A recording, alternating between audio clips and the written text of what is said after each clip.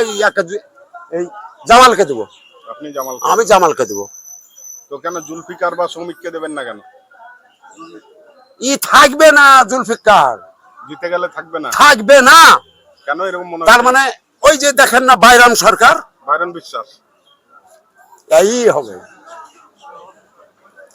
কদিন পর তো ভোট আমাদের এখানে, তো হ্যাঁ। এবারে কি হবে বলে মনে হচ্ছে? এই জামালের জুলফিকারের ঠোকাঠুকি হবে, হয়েই বসে আছে। দিয়ে কে জিতবে? হয় জামাল আবার হবে কিছু ভোট, অল্প ভোটে, নেই ওইবার হবে কে? এই জুলফিকার। দুইটার একটা হবে। আপনি তাছাড়া কাকে ভোট শ্রমিক, দিবেন? আমি এই জামালকে দেবো। আপনি জামাল, আমি জামালকে দেবো। তো কেন জুলফিকার বা শ্রমিককে দেবেন না কেন? থাকবে না, জুলফিকার জিতে গেলে থাকবে না। থাকবে না কেন এরকম মনে তার হচ্ছে? মানে ওই যে দেখেন না বাইরাম সরকার, বাইরন বিশ্বাস এই হবে। যাইতে পারবে না, যাতে না। এই দলটা কঠিন দল। আর বাইরন এই জুলফিকার জিতলে চলে যাবে। চলে যাবে।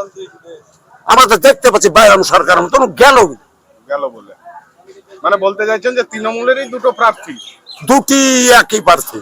দুটো একই প্রার্থী। আমরা তো বুঝতে পারছি বলে, আমরা ভোটার হলে বুঝি।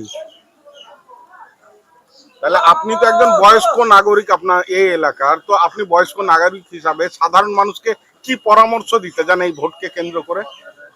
আমি কি পরামর্শ দেবো? জামালকে দেও, তাই বলবো। জামালই জিতবে। জিতুক নেই হারুক, ওকেই দেবো। জামালকেই দেবে। হ্যাঁ, আপনি যদি আমাকে ধরে চালান নিয়ে যান, তাও আমি ওকেই দেবো। তার মানে আমি যেদিন থেকে ভোট দিতে শিখেছি, এই হাতুর ছাড়া ভোট দিইনি। মধ্যখানে একটু মুন্ডাকে অন্যরকম করিয়াছেন, করে দেখেন না, কাজ হবে না। সিপিএমই শেষ ভরসা করবে। একবার শেষ, আমি কবরের শেষ যাওয়া পর্যন্ত আমি সিপিএম। খবরে যাওয়া শেষ। আমার নাম আষাঢ়ি। আপনি বেকার ভাতা পান? বেকার ভাতা পাই, এখানে 4 মাস থেকে দেয়নি। কেন? কি করে বলবো? তো আপনি এতদিন যে বার্ধক্য ভাতা পেলেন, তারপরেও তৃণমূলকে কেন ভোট দিবেন না?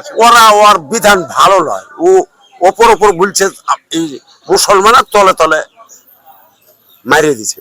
তলে তলে মেরে দিচ্ছে।